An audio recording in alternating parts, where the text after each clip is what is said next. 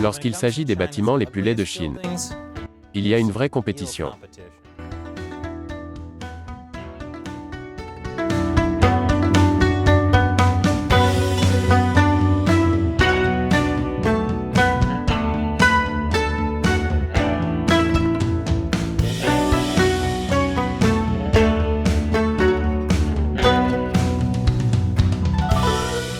Bienvenue sur Chine non censurée. Je suis Chris Chappell. Cet épisode est sponsorisé par PC Doctor Toolbox. Protégez votre PC contre les pannes logicielles, les défaillances matérielles et le genre de problèmes qui vous gâchent la vie. Ainsi, la Chine construit à elle seule plus de gratte-ciel que le reste du monde. Et parfois, les choix sont inhabituels. Comme vous pouvez le voir sur les bâtiments derrière moi. Cette ligne d'horizon est une image composite, mais chaque bâtiment est réel et à peu près à l'échelle. Oui, même la bouteille de liqueur, qui est un vrai bâtiment de 7 étages dans la province du Sichuan. Je ne sais pas qui a conçu ce bâtiment, mais je sais ce qu'il buvait. Quoi qu'il en soit, aujourd'hui, j'ai de bonnes nouvelles pour les amoureux de l'architecture unique de la Chine. C'est l'heure de la 12e enquête annuelle sur le bâtiment le plus moche de Chine. En effet, chaque année, le site d'architecture chinois archsi.com organise un concours du bâtiment le plus laid de Chine. Vous vous demandez peut-être combien de bâtiments laids il peut y avoir en Chine. Eh bien, cette année, il y a presque 90 concurrents. Et c'est la 12e édition du concours.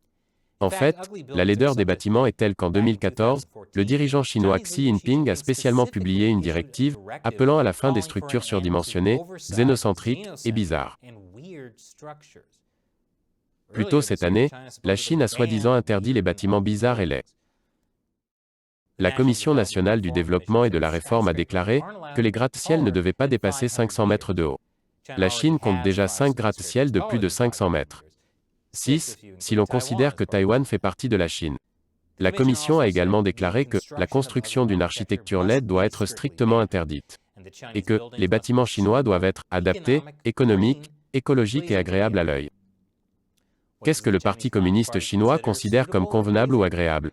En fait, il n'a pas donné de directive précise. Donc, comme tous ceux qui sont soumis à la censure en Chine, c'est à l'architecte d'être terrifié à l'idée de franchir accidentellement la ligne du parti. Le concours du bâtiment le plus laid de cette année a déjà recueilli plus de 30 000 votes. Au moment où nous avons enregistré cet épisode, la porte à 5 arches de l'université de Zhejiang à Hangzhou, la capitale de la province du Zhejiang, était en tête du peloton. Ça semble pas si moche. En fait, c'est moyennement laid, mais pas spécialement laid. Le numéro 2 est beaucoup plus étrange. Un pont de verre dans le Sichuan soutenu par des statues géantes en costume traditionnel. Personnellement, je trouve qu'il y a encore plus étrange que ça. Ce musée a été comparé à des bols de ramen. Ces gratte-ciel sont reliés par un étrange toit de verre. On dirait que ces bâtiments sont en train de fondre. Celui-ci parle de lui-même. Eh bien, s'il parlait vraiment, ce serait terrifiant. Celui-ci est un croisement entre une église et un violon. C'est peut-être là que les parents chinois vont pour prier, afin que leurs enfants jouent un jour au Carnegie Hall. Et je ne suis pas vraiment sûr de ce qu'ils voulaient pour celui-ci. Bien que ça me rappelle mon épisode préféré de Stargate. Comme je l'ai dit, il y a presque 90 bâtiments dans le concours cette année. Jetez-y un coup d'œil. J'ai mis un lien ci-dessous. Le vote se poursuivra jusqu'en décembre. Ensuite, un panel de juges, composé d'architectes, de critiques et d'universitaires, votera. Et à la fin de l'année, ils choisiront les bâtiments les plus laids de 2021. Et vu à quel point Xi Jinping déteste les bâtiments laids, je ne voudrais pas être l'architecte gagnant. D'autant plus qu'il est question d'un système de crédit, qui pourrait mettre à l'index les concepteurs qui ne respectent pas les règles d'urbanisme. Et vous savez qui d'autre vous ne voulez pas être? Le type dont l'ordinateur tombe en panne au moment où vous êtes sur le point de faire une présentation de votre carrière.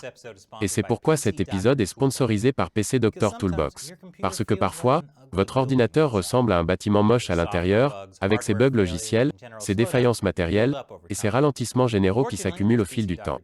Heureusement, il y a PC Doctor Toolbox. Si vous vous préoccupez de la santé de votre ordinateur, et que vous voulez des outils pour prévenir les problèmes intempestifs du système, vous devriez utiliser PC Doctor Toolbox. Arrêtez les pannes avant qu'elles ne se produisent. Et nous avons une réduction spéciale de 50% réservée aux téléspectateurs de Chine non censurés.